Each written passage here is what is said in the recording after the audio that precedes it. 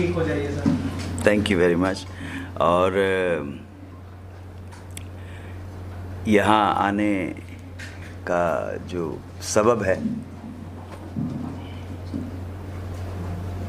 कि जिस तरह का भावनात्मक संबंध है पृथा और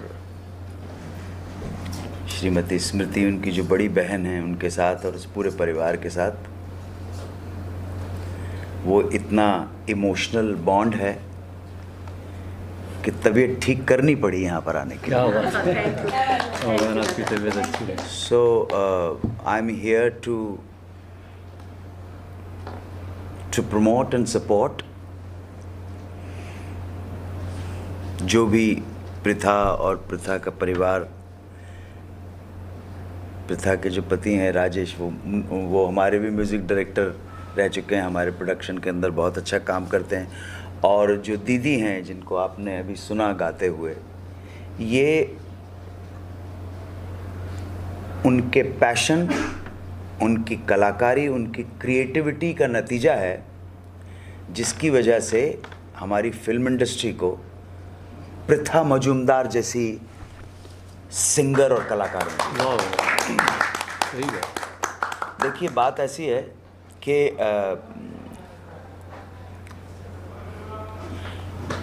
स्टारडम अपनी जगह के ऊपर है और कलाकारी अपनी जगह के ऊपर है। क्या बात, क्या। और हमारा जो देश है उसमें अक्सर ऐसा देखा गया है कि कलाकारी और स्टारडम, सफलता और प्रतिभा, टैलेंट एंड सक्सेस हमेशा साथ साथ चलें बिल्कुल ज़रूरी नहीं है। बल्कि यहाँ ये देखा गया है कि टैलेंट और सक्सेस अगर किसी एक व्यक्ति में मिल जाते हैं आपको, अभी पिछले साल चली गई ना, टैलेंट भी था और सक्सेस भी थी। अगर लता मंगेशकर या आशा भोसले में अभी एक और बची है, तो हिंदी प्लेबैक सिंगिंग की जो दो सूर्य हैं, ऐसा नहीं कि सूर्य एक चंद्रा है और एक सन है, एक मून है, नहीं, दोनों प्लेबैक सिंगिंग के सूरज हैं। एक सूरज अस्त हो गया, एक अभी बाकी है। इस साल वो सूर्य 90 साल का हो जाएगा 8 सितंबर को।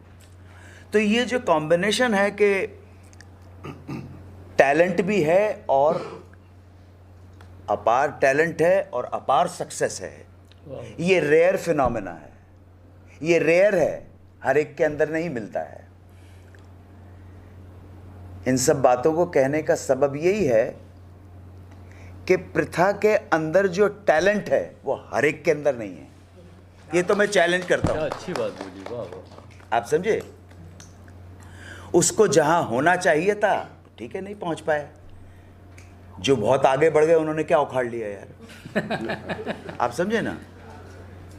लेकिन इस बच्ची के लिए इतना बोलता हूं, आप अपना स्टारडम सामने से हटाओ अपने अंदर से और फिर अखाड़े में आओ, फिर बात करते हैं। स्टारडम हटाओ ना अपना। मैं अक्सर एक बात जब एड्रेस करता हूँ यंगस्टर्स को, तो बोलता हूँ कि आप तस्वीरें देखते होंगे, फ़ोटो देखते होंगे राजा महाराजाओं की, हाथ में बंदूक है और नीचे एक मरे हुए शेर की लाश पड़ी है, उसके ऊपर टांगें ऊपर करके खड़े हुए हैं। अबे मर्द का बच्चा है तो बंदूक हटा, शेर सामने खड़ा और हम सामने खड़े, फिर आया ना, फिर बात, तब तो समझेंगे मर्द का बच्चा है। वो शेर दहाड़ रहा है, तुमने साला 2 बोर की बंदूक लेके उसको मार दिया और लाश के ऊपर अपनी बहादुरी बता रहे हो। जो मरा हुआ है, जो रिएक्ट नहीं करता है, तो वो कोई बहादुरी नहीं है, उसको मर्दानगी भी नहीं बोलते। बहादुरी वो है कि तुम अपना स्टारडम के जितने भी तमगे हैं उतारो और कलाकार के रूप में सामने आओ, फिर देखेंगे। तो ये बच्ची जो है, इसकी आवाज़ के अंदर ये जो बैठी हुई हैं हमारी बहन, ये आपको ऐसा नहीं है कि वो लोग जो कहते हैं आपको कि मैं, देखिए, मैं गाना सीख रही हूँ, ठीक है, और मैं सिंगर बनना चाहती हूँ। एक तो ये कॉन्सेप्ट ही गलत है, कॉन्सेप्ट ही गलत है।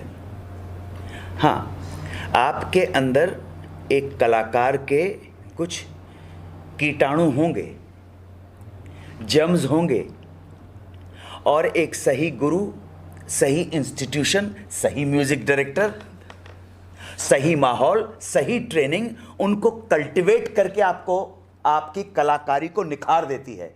लेकिन आप किसी कूड़ को और गधे को सिंगर नहीं बना सकते हैं। आप मेरी बात समझे? वाह वाह। और अगर कोई ये कहने को तैयार हो तो मैं अपना सारी जिंदगी की जो कमाई है वो सब देने को, अपनी कलाकारी छोड़ने को तैयार हूं कि मैंने एक गधे को कलाकार बना दिया। कोई गधा कलाकार नहीं हो सकता है, वो कलाकार जन्मजात होता है। और सही एटमॉस्फेयर मिलने पर, सही गुरु मिलने पर, सही ट्रेनिंग मिलने पर, सही जगह मिलने के ऊपर उसके अंदर की जो सृजनात्मक, जो क्रिएटिविटी, वो खिल के, उसकी फसल खिल के सामने आ जाती है। तो ध्यान रखे, कोई अगर आपसे कहे मैं सिंगर बनना चाहती हूँ, तो ये स्टेटमेंट ही गलत है। मैंने वहाँ बहुत सालों के अंदर बहुत सारे लोग देखे हैं कि जो, और ये जो फील्ड है स्पेशली फिल्म का जो संगीत है, समय के साथ साथ लोगों का चुनाव, लोगों की लाइकिंग चेंज होती है, और होनी चाहिए, बिल्कुल होनी चाहिए। आज के बच्चे से अगर आप पूछेंगे किसी पुराने ज़माने की सिंगर के बारे में, तो शायद वो ना बता पाए। उसको पुराना जो गाना है उसको शायद वो अप्रिशिएट नहीं कर पाए। रफ़ी साहब को लोग बोलने लगे। हाँ, मतलब अभी तो ये हो गया कि मेरे से एक बरसों पहले इस बात को भी जो मैं बताने जा रहा हूँ, 15 साल हो गए हैं, कि एक गाना बज रहा था लता मंगेशकर का, आपकी नज़रों ने समझा प्यार के काबिल मुझे, ठीक है? तो वो अनुराधा ने गा दिया होगा गाना। क्यों नहीं गाएगी? वो तो गाएगी, वो तो यही तो कर करके उसको, उसकी किस्मत उसके साथ है भाई। तो उस लड़की ने मुझसे कहा कि, और गाना बज रहा था लता मंगेशकर का, तो उसने कहा कि अन्नू जी ये अनुराधा पौडवाल की कॉपी क्यों कर रही है? ये लता, ये कौन सिंगर है? मैंने कहा लता मंगेशकर। कहने अनुराधा पौडवाल की कॉपी क्यों कर रही है? हाँ भाई ठीक है, उसके नहीं, आपको बाप रे बाप रे लग रहा है, उसको लग रहा था ये लता मंगेशकर कॉपी क्यों कर रही है, अनुराधा पौडवाल की कॉपी क्यों कर रही है भाई? है, आप शब्बी कुर्मा या सोनू निगम को बोल सकते हैं, अरे यार ये मोहम्मद रफ़ी इसकी, इन दोनों की कॉपी क्यों कर रहे हैं यार, नकलची क्यों बन रहे हैं? सोनू निगम को देख कितना कमाल का गाता है, मोहम्मद रफ़ी तू क्या कर रहा है?